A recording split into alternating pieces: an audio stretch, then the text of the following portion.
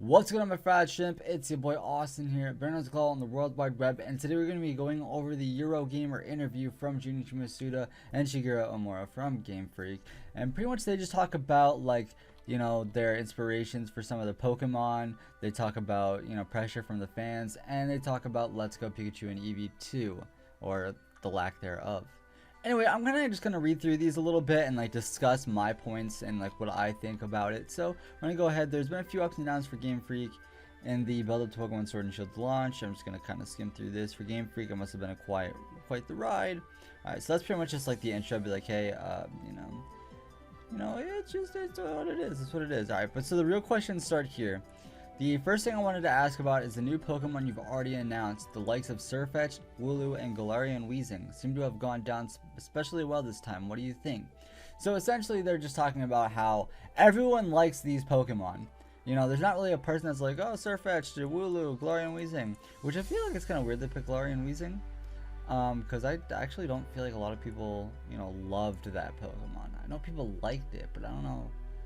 I mean, I don't think I got the same kind of love Sirfetch and Wooloo did. I feel like Ponytail would have been better. But anyway. So Shigeru Omori goes, the first thing to say is that we're really happy the fans have taken these new Pokemon so quickly. It's hard to say exactly why fans have taken to them so well, but with Sirfetch, for example, it might be a kind of unexpected nature to it. You know, it's like, oh, we never thought to see Farfetch changes to something like this. So, you know, fans are really enjoying it. In other ways, so you mentioned Weezing, for example. It might be the way they felt it matches with the kind of UK-based environment, so the new image of this Pokemon really matches with the kind of it and brings the game to life, so there's the reasons why fans might have really taken to them. And you know, I kind of agree. You know, I obviously Sirfetch is kind of something that people predicted, though, because of the leaks from, oh yeah, that's actually the next question, the Gold and Silver demo leaks because of Farfetch'd. But as you can see here, it says that, you know, it's a completely new design. They didn't go off of the Farfetch from the Gold and Silver demo leaks, which I'm not gonna lie, it didn't really look like they did to me personally. I never really thought they did. Like if I can pull up a picture, I'll throw one up on screen of it if I can remember. So I never really thought it looked like that, but I guess some people, I guess I kind of get it. It's got like the bigger thing and the but I don't know, it's more like a swan. This one's more like smug, and I don't know, that's just how I feel. Can you talk about the designs that came about? Was it one of the first things you wanted to do? And do you have a Pokemon with Sword and Shield right away? So when we're making these regional forms, there are different thought processes that go into it, but one is definitely that we've got an existing Pokemon we'd like to make evolve. So you've got other examples like Obstagoon, this time around as well, evolving from Lunar. And the designers really look at them and be like, is there a way we can change this Pokemon and make it evolve into something else? And now they're considering for Sirfetch'd in particular, is that when you look at the leeks in the UK, they're very big vegetables. They're kind of chunky, big old things, whereas in Japan, you associate the word for leek. It's kind of crossed over with the spring onion a bit, but you think of the small little ones. So this difference we look into Japan and the ones that look like here. Inspiration, yeah, okay, so I guess there's bigger leaks in the UK. I don't know.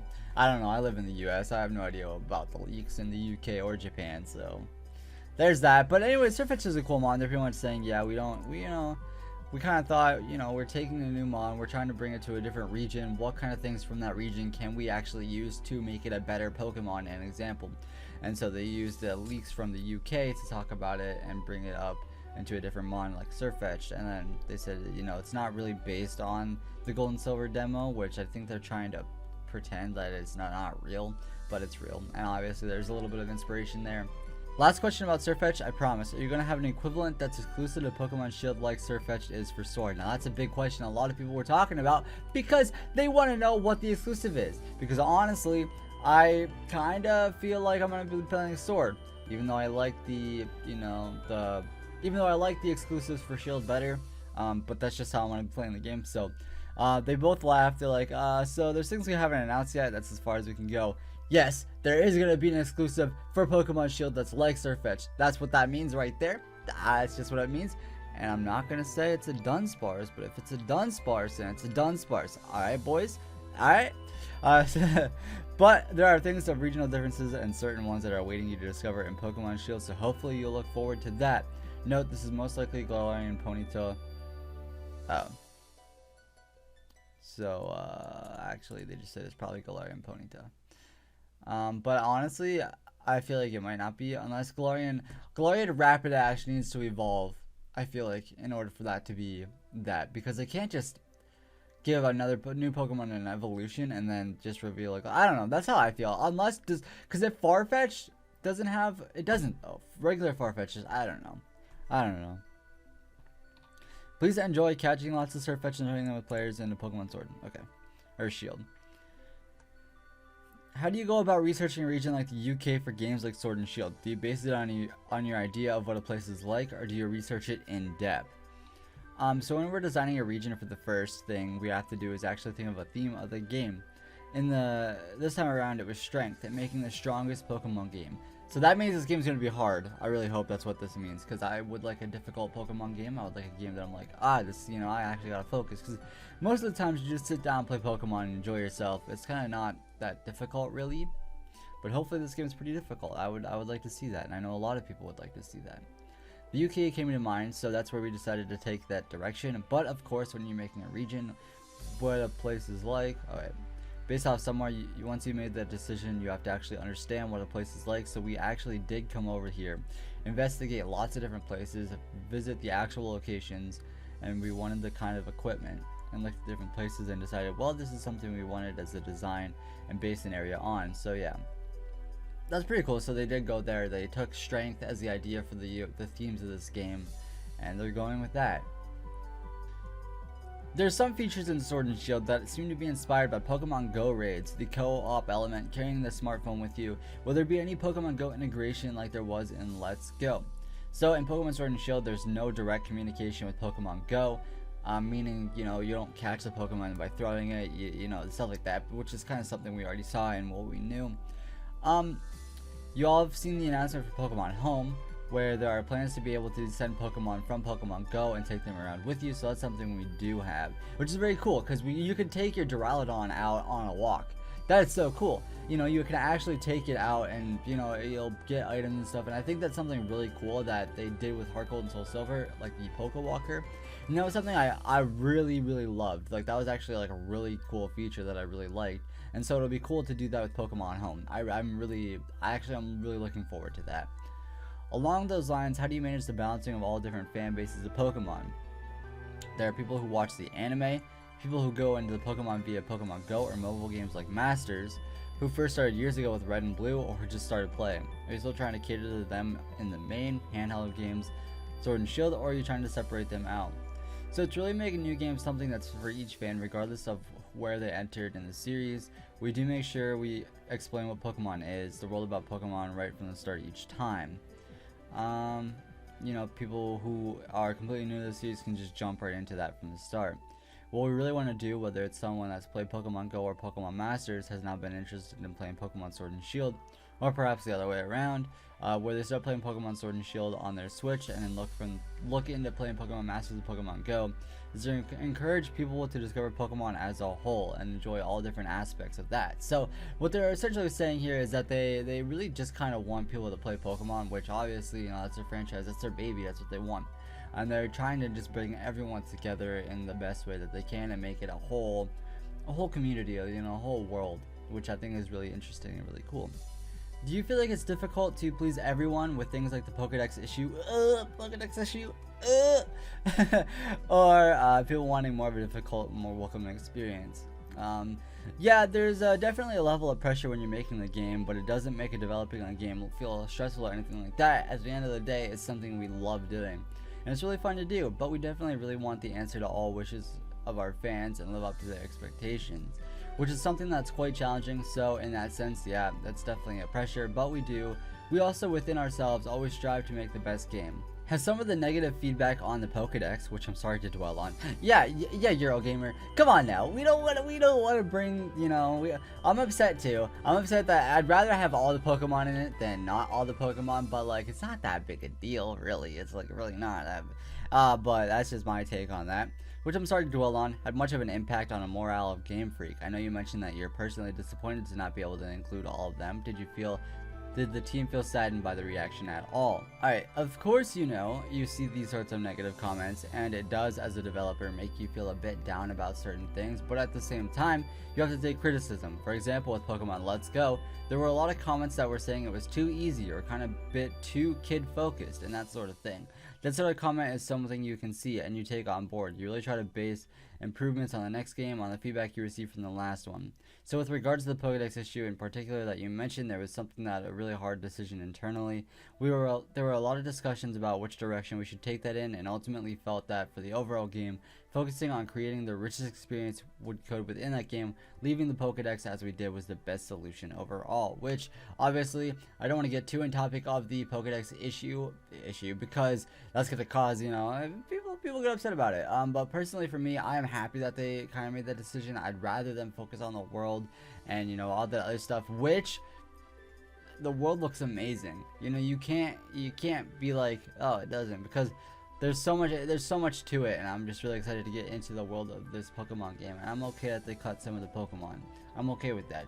If I found out that my favorite Pokemon wasn't in the game, I'd be bummed too. But I'm here to experience a new region with a new Pokemon, and that's just kind of how I'm playing the game.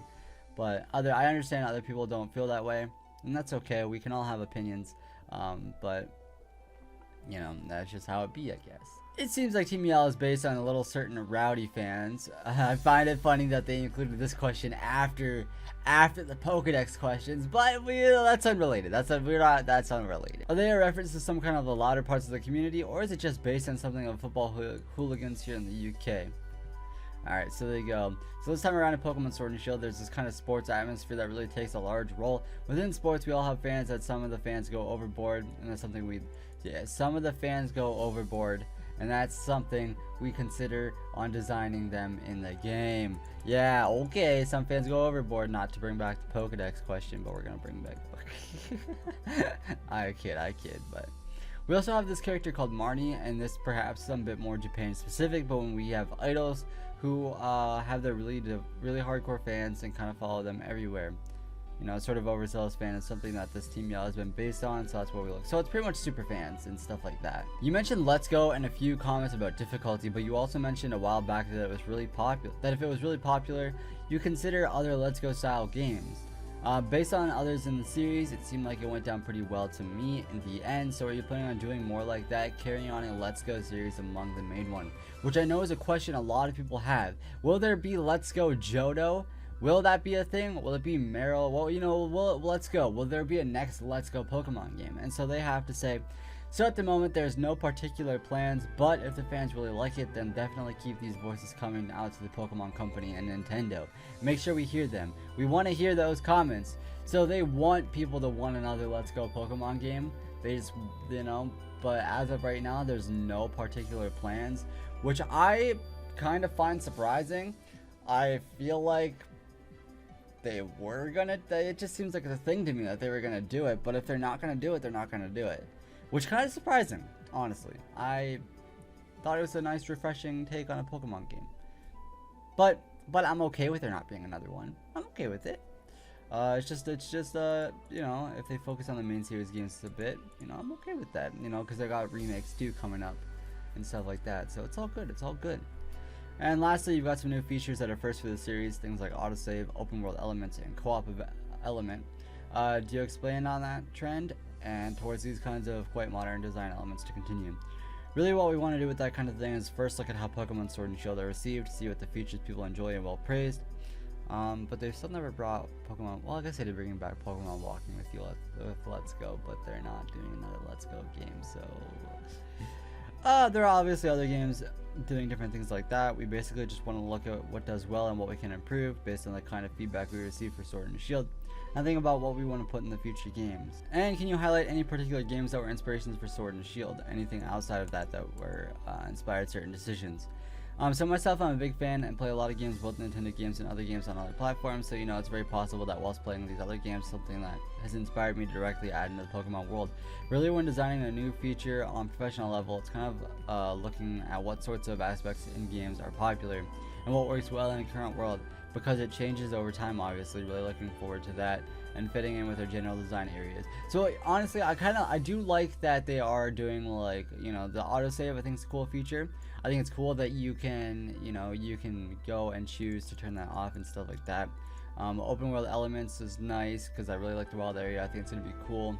And, you know, the co-op element, PvE element, I think that's really cool that you can, you know, meet other players in the Pokemon camp and in the wild area and stuff like that. I think that's really interesting and really cool to do.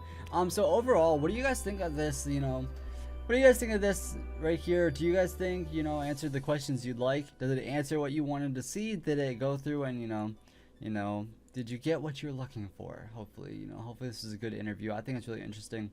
Some things that I am actually kind of cool that I found interesting were definitely the Let's Go. There was no Let's Go 2 thing. I thought that was interesting.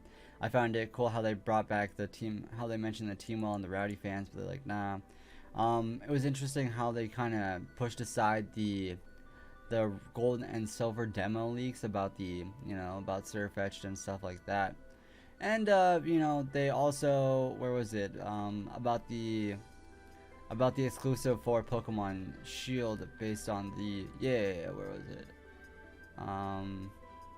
About Pokemon Shield and how it could be Glory and Ponytail, but it also right here. How they haven't announced yet, so we can't really do that, but there's a lot of stuff.